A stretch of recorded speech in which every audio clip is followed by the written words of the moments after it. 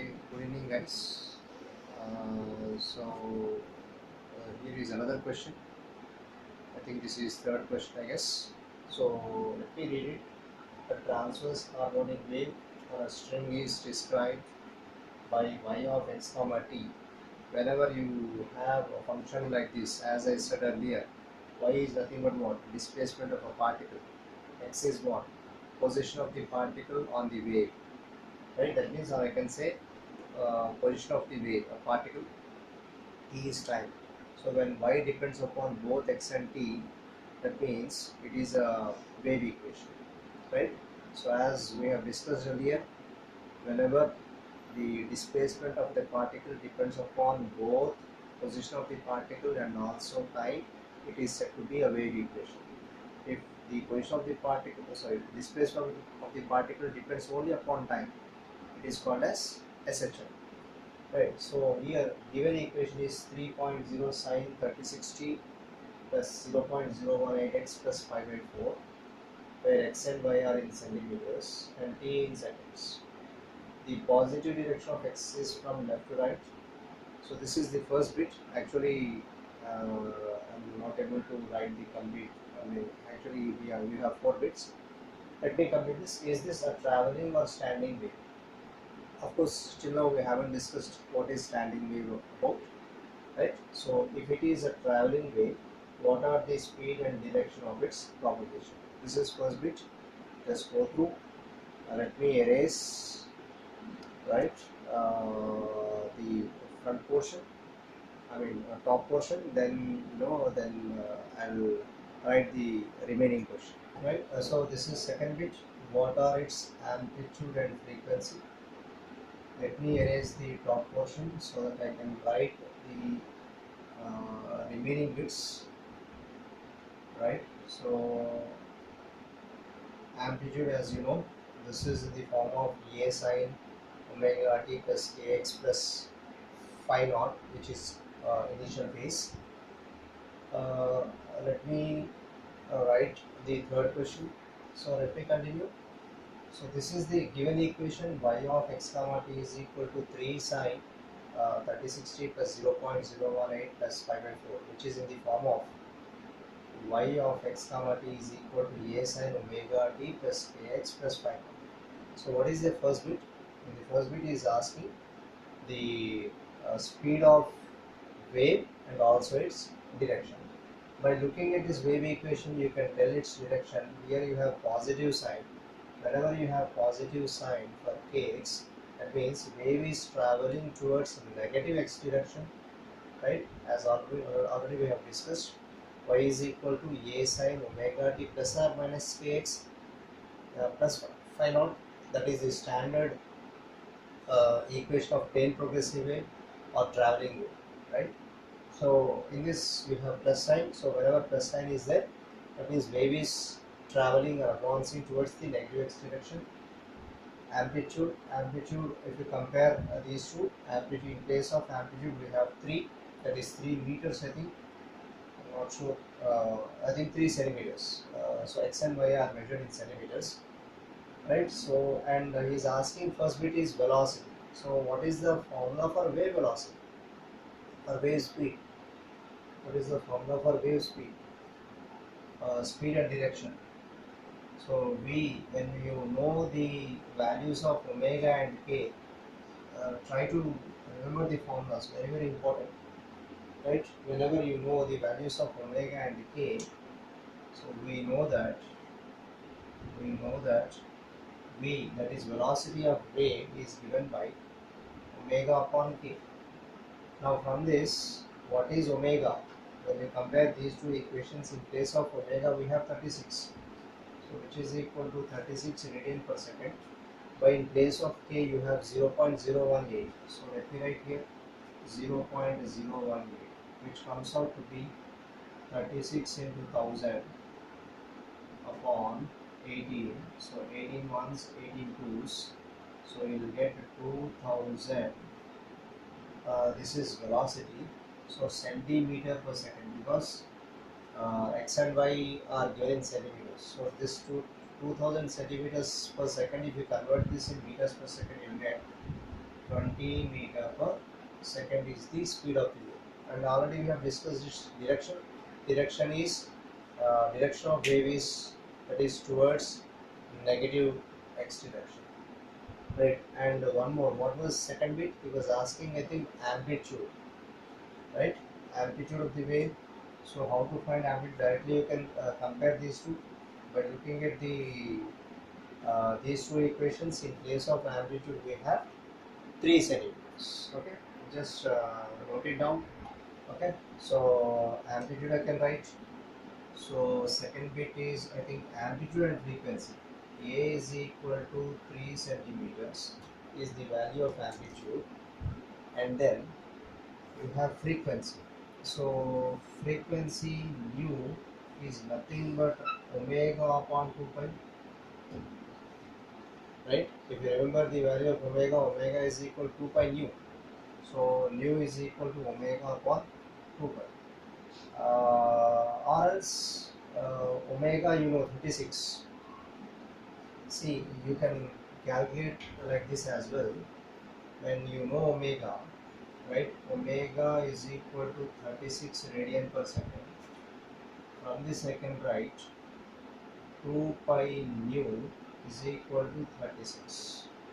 So because omega is equal to 2 pi nu, from this calculate frequency. So nu is equal to 36 upon 2 pi, which comes out to be 18 by pi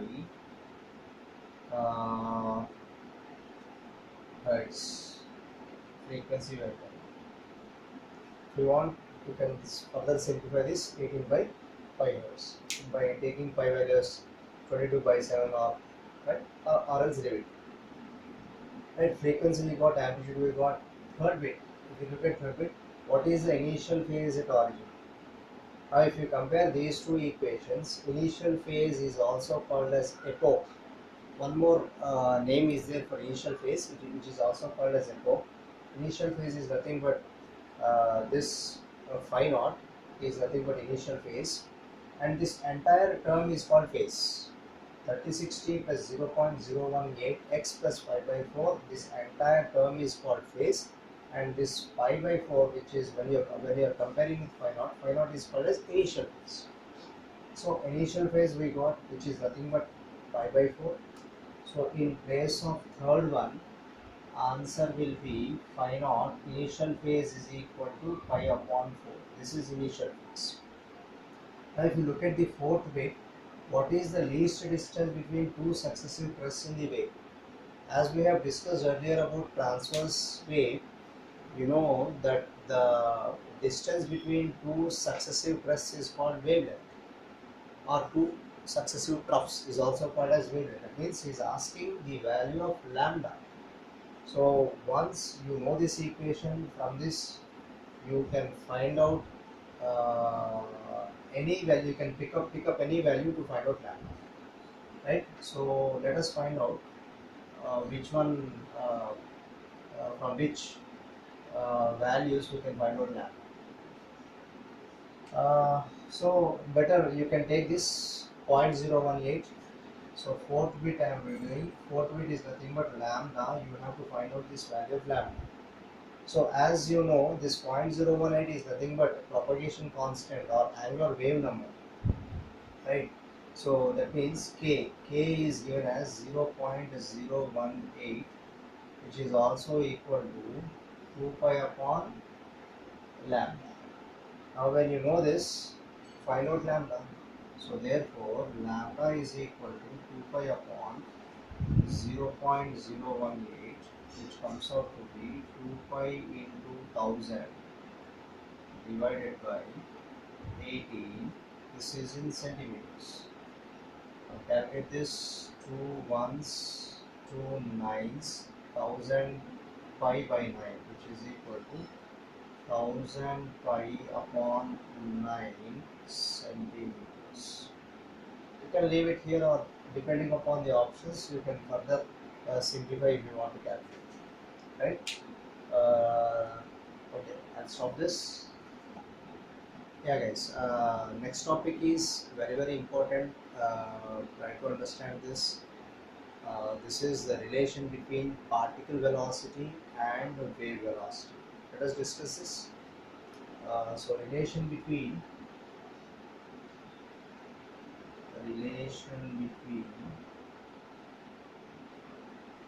particle velocity. I am denoting particle velocity with Vp. V suffix p stands for particle velocity, and the wave velocity.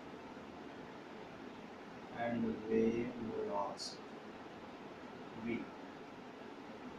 right? So particle velocity and wave velocity. Uh, in the previous sessions, we have discussed about a string connected to one end of the rigid support, and the other end is held by means of a hand. If you give a sudden jerk in the vertical direction, then the particle which is in my hand acts like a source, that is a source particle. But when the jerk is given, the string will be moving in the form of a wave in the forward direction, that is towards positive x direction, right? So here, let me consider a wave. I'm just showing you a wave. I'm not showing you anything else. I'm just showing you a wave. Once the wave is traveling in the forward direction, so this looks like this. This is a wave. Let me take this as x, that is position of the wave, and let me take here y. Y is nothing but a displacement of the particle. So somewhere here, if I consider a particle, this particle is at a distance x from the origin. Right? This particle is vibrating or oscillating about its mean position. So this is the this gives what? Displacement of the particle, which executes simple harmonic motion about its mean position, and the location of the particle is at a distance x from the origin. That means when the wave is also traveling in the forward direction, so wave varies with time as well, right? That means this y depends upon both x as well as t. So then I can right, I mean, you know this equation, the equation of plane progressive wave. I'm not considering the phase as of now. I'm just taking the simple equation, y is equal to a sin omega t minus kx. I'm just considering a simple plane progressive wave. So y is equal to a sin of omega t minus kx. That means this minus sign indicates that the wave is advancing or traveling towards the positive x direction, as already we have discussed earlier. So a is nothing but amplitude. So let me consider the highest peak on both sides. So this is plus a, and this would become minus a. Right. So here, as two parameters, time and distance, both are varying, so I will differentiate partially, like it is called as partial differentiation in mathematics. So first I will differentiate with respect to time. So if I differentiate with respect to time, I will get the particle displacement, that is the displacement of the particle with respect to time, that gives particle velocity. So when the particle is oscillating about its mean position, right? So when it is oscillating, it has some velocity. What is the velocity? Which one is oscillating? Particle. So you will get particle velocity when you differentiate this with respect to time. And as already we have discussed about wave velocity is nothing but omega by k, right? That again I'll show you. Now let me differentiate this partially such a way that, see, let me show you. Let me erase this. So this is the waveform. I'm erasing this. Let me show you differentiation I will differentiate this. I'll draw this waveform again. First, let me show you the differentiation. So first step, what you do is differentiate partially this displacement of particle with respect to time. That means dou y upon dou t is equal to differentiation of sine gives cos, right?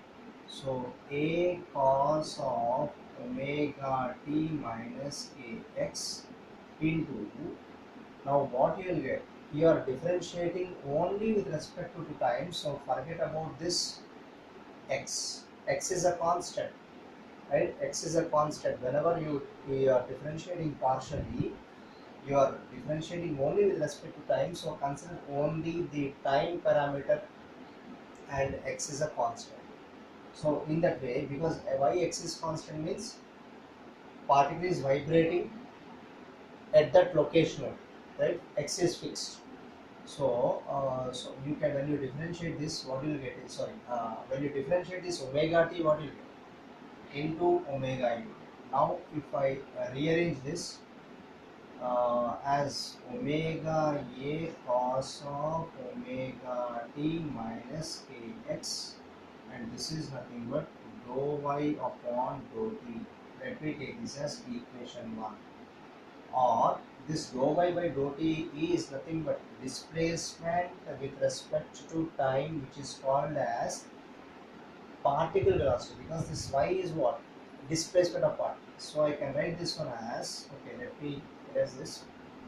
I will write this one as velocity of particle is equal to omega a cos of omega t minus kx. Let me take this as equation 1. Right? So now let me differentiate the same equation now with respect to x. That is called partial differentiation in x. Now second, what I will do is dou y upon dou x. When I differentiate partially with respect to x, now t remains constant, time remains constant. So in this case, when I differentiate this, same sine of omega t minus kx, when you differentiate this, you will get in terms of cos, right? So again, a cos omega t minus kx into, now you are differentiating with respect to x, so forget about this omega t, time is fixed at this time. When you differentiate this, minus k into dou x by dou x, which gives minus ku. So when you differentiate this, you will get minus k. Now if you rearrange this, minus ka cos omega t minus kx, this is nothing but dou y upon dou x. Now when you look at this dou y by dou x, I have taken y along y axis, that is displacement of particle along y axis, position of particle along x axis. So dou y by dou x gives what? Y axis by x axis always gives slope. So this gives slope of the wave. So this is called as, therefore I can write this one as slope of the wave, which is nothing but minus ka cos of omega t minus kx. Okay, let me take this one as equation 2. Just okay, just note it down. I mean, just, so slope of the wave is nothing but minus ka cos omega t minus kx. That is nothing but dou y by dou x. So I will divide these two equations because we are going to find out the relation between particle velocity and wave velocity. Let's see how it goes. Particle velocity we got Vp is equal to omega a cos omega t minus kx. Let me divide equation 1 and equation 2 1 by 2. I'll do like this. Let me erase this part. Right? So equation 1, okay, equation 1 what is that? Equation 1 upon equation 2 gives what? equation 1 is nothing but in left side you have velocity of particle Vp by, in equation 2 let me take slope of the wave as dou y by dou x. So dou y upon dou x is equal to, in RHS of equation 1 you have omega a into cos of omega t minus kx divided by, in equation 2 RHS of equation 2 you have minus ka into cos of omega t minus kx. Now if you look at this in RHS, a gets cancelled, cos term gets cancelled, you remain with minus omega upon k. But if you recall this formula, what is omega by k? Is nothing but wave velocity v, right? So let me erase this part. So now I got the relation as so finally what I got is velocity of particle divided by dou y upon dou x, which is called as slope of the wave, is equal to minus v, since v is equal to omega upon k is called, what is this called? Wave velocity. This is nothing but wave velocity. Already have shown you the derivation of wave velocity as well in the previous sessions. So from this I can write Vp, velocity of particle, is equal to minus v times dou y upon dou x. I have taken dou y by dou x towards right side, when you cross multiply you will get this. So this is the relation between velocity of particle and the wave velocity, or particle velocity and wave velocity. This is, or in words if I write, particle velocity is equal to wave velocity times slope of the wave. Simply particle velocity is equal to wave velocity multiplied by slope, is it visible? Yeah, slope of wave, right? So this is the relation. I will continue. I will tell you how to find the slope for this in the next session. Meanwhile you just copy this.